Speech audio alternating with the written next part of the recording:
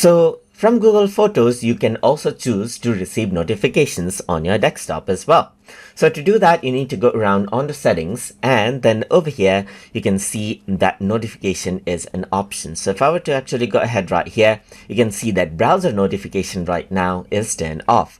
But if you were to turn this on right here, then it says photos.google.com want to show notification. So if you allow this, then whatever notification that is there will actually come up in your browser, from your browser to your operating system. So this is how you can turn it on.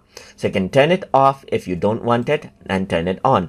So every time you get update on your photos, you share it out with someone, or some major changes happen to the photos right here, then you will receive a notification from your browser directly as well. So that is how you can change around the notification setting inside of Google Photos for web browser. So hope you guys learned something as always. And as always, please like, comment, share, and subscribe